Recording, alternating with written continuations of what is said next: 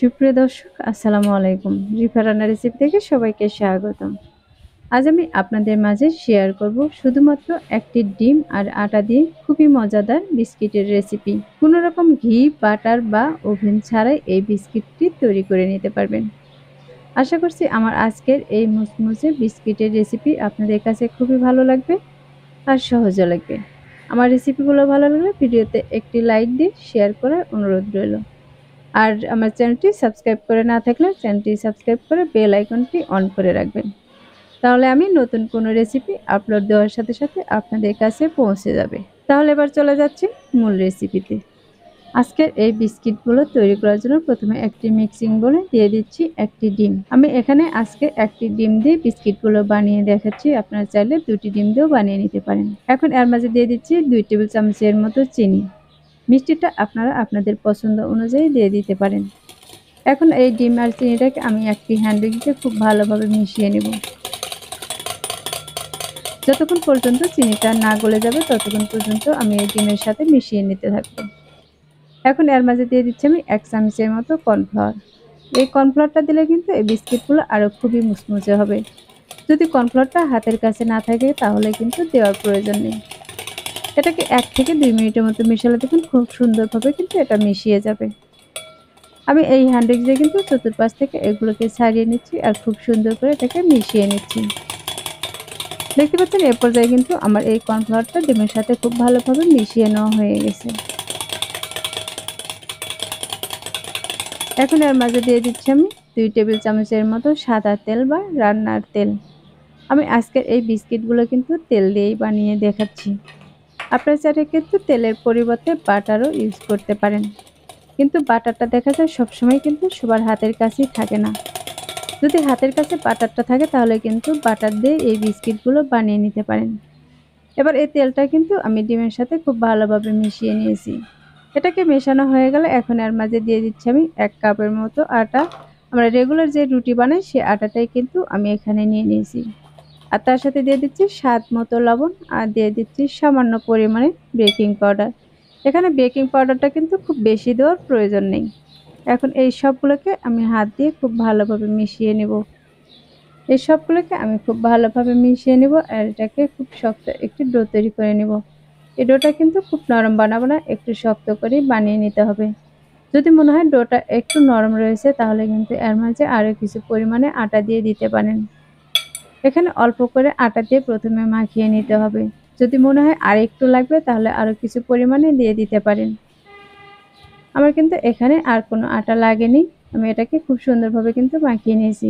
আর এর মাঝে কিন্তু কোনো রকমের পানি ব্যবহার করা যাবে না। এবার এটাকে আমি হাত দিয়ে মুড়িয়ে মুড়িয়ে খুব সুন্দর করে বলের শেপ দিয়ে নিচ্ছি। দেখতে পাচ্ছেন আমি কিন্তু চতুর্দিক থেকে এভাবে চেপে চেপে খুব সুন্দর করে একটি বড় বলের শেপ দিয়ে নিচ্ছি। আর এ পর্যায়ে দেখতে পাচ্ছেন এটা কিন্তু আমার রেডি করা হয়ে গেছে। এটাকে আমি একটি বোর্ডে নিয়ে নিচ্ছি।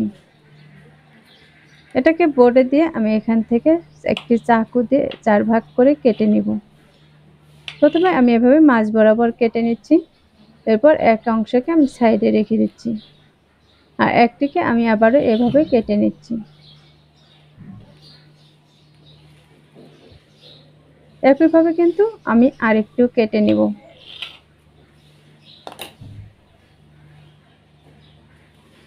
আমি এই ডোটা কিন্তু 4 ভাগে কেটে নিয়েছি। এখান থেকে একটিকে নিয়ে আমি হাত দিয়ে আবারও মুড়িয়ে গোল করে নিব। দেখতে পাচ্ছেন এটা কিন্তু আমি হাত দিয়ে মুড়িয়ে মুড়িয়ে খুব সুন্দর করে গোল করে নিচ্ছি। এটা কিন্তু বোর্ডে দিয়েও গোল করে নিতে পারেন। বোর্ডের চাইতে কিন্তু হাত দিয়ে এভাবে গোল করে নিলে এই বলের শেপটা খুবই সুন্দর আসে। এবার বোর্ডে দিয়ে হাত দিয়ে ঘুরিয়ে ঘুরিয়ে কিন্তু বড় একটি রোলের শেপ দিয়ে নিব। দেখতে পাচ্ছেন এটা কিন্তু আমি খুব বড় করে রোল বানিয়ে নিয়েছি।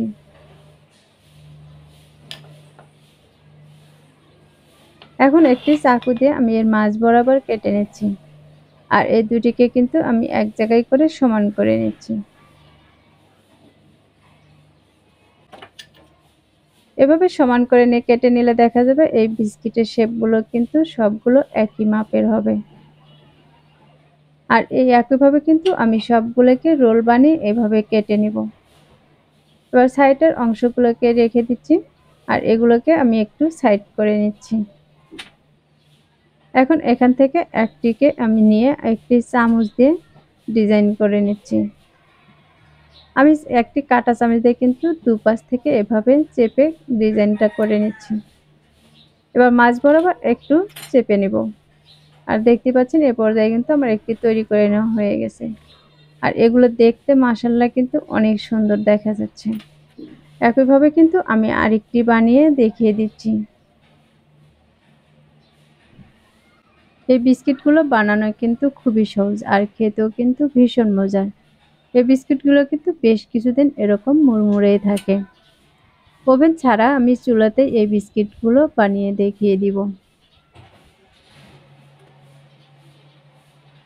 তাহলে দর্শক দেখতে পাচ্ছেন আমি একইভাবে কিন্তু সবগুলোকেই বানিয়ে নিয়েছি। এখন এই বিস্কিটগুলোকে ব্রেক করার জন্য আমি এখানে একটি নরমাল স্টিলের থালা নিয়েছি। আর সেই থালার মাঝে আমি কিন্তু একটি কাগজ দিয়ে কিছু তেল ব্রাশ করে নিয়েছি। আপনাদের হাতের কাছে যদি বাটার পেপার থাকে তাহলে কিন্তু এই সাদা কাগজটা দেওয়ার প্রয়োজন নেই। বাটার পেপার দিয়ে দিলে কিন্তু এর উপরে আর কোনো তেল ব্রাশ করে নিতে হবে না। এখন এখান থেকে আমি কিছু বিস্কিট উঠিয়ে এই প্লেটের মাঝে সাজিয়ে নিচ্ছি। দেখতে পাচ্ছেন আমার এখানে কিন্তু যতগুলো দেওয়া সম্ভব হবে আমি ততগুলোই কিন্তু দিয়ে দিব। আর এক এক করে কিন্তু আমি অনেকগুলো এখানে নিয়ে নিয়েছি। দেখতে পাচ্ছেন আমি এখানে কিন্তু প্রায় অর্ধেকটা নিয়ে নিয়েছি। আর চুলায় একটি হাঁড়ি বসিয়ে দিয়ে আমি এর মাঝে কাগজ দিয়ে একটি স্ট্যান্ড দিয়ে দিয়েছি। এখন এই স্ট্যান্ডের উপরে আমি এই থালাটাকে বসিয়ে দিচ্ছি। আর সবসময় চেষ্টা করবেন সিলভারের হাঁড়ি বা ঢাকনাটাই নেওয়ার, তাহলে এর উপরটা কিন্তু খুবই সুন্দর কালার আসবে। আর এই বিস্কিটগুলোকে আমি মিডিয়াম আছে 10 থেকে 15 মিনিটের মতো বেক করে নিয়েছি। আর এগুলো দেখতেই পাচ্ছেন কত সুন্দর একটি কালার চলে এসেছে। আমি একটি চাকু দিয়ে কিন্তু এর অপর পাশটা দেখিয়ে দিচ্ছি। আর এই বিস্কিটগুলো গরম অবস্থায় কিন্তু খুবই নরম থাকে, তাই এইগুলো কিন্তু নরম অবস্থায় খাওয়া যাবে না। একটু 10 মিনিটের মতো ঠান্ডা করে নিলে তারপরে দেখুন এই বিস্কুটগুলো কিন্তু খুবই শক্ত হয়েছে আর অনেকটাই কিন্তু মুড়মুড়ে হয়েছে। তাহলে দর্শক দেখতে পাচ্ছেন আমি কিন্তু সবগুলোকে একটি প্লেটে উঠিয়ে নিয়েছি। আর এখান থেকে একটি ভেঙে দেখিয়ে দিব এটা কতটা শক্ত হয়েছে। আর দেখতে পাচ্ছেন এর দুপাশের কালারটাই কিন্তু খুবই সুন্দর এসেছে। তাহলে দর্শক আশা করছি প্রতিদিনের মতো আমার আজকের রেসিপি আপনাদের কাছে খুবই ভালো লেগেছে আর সহজে লেগেছে। রেসিপি ভালো লাগলে ভিডিওতে একটি লাইক দিয়ে শেয়ার করার অনুরোধ রইল। রেসিপিটি অবশ্যই বাসায় একবার ট্রাই করবেন আর আমাকে কমেন্টে লিখে জানাবেন আমার আজকের রেসিপি আপনাদের কাছে কেমন লেগেছে। যারা আমার চ্যানেলটি এখনও সাবস্ক্রাইব করেনি তাদেরকে চ্যানেলটি সাবস্ক্রাইব করার অনুরোধ রইল। আর যারা চ্যানেলটি সাবস্ক্রাইব করেছেন তাদেরকে অসংখ্য ধন্যবাদ। কথা হবে আবারও সহজ কোনো রেসিপি নিয়ে। এ পর্যন্ত সবাই ভালো থাকবেন, সুস্থ থাকবেন আর আমার জন্য দোয়া করবেন। আল্লাহ হাফেজ।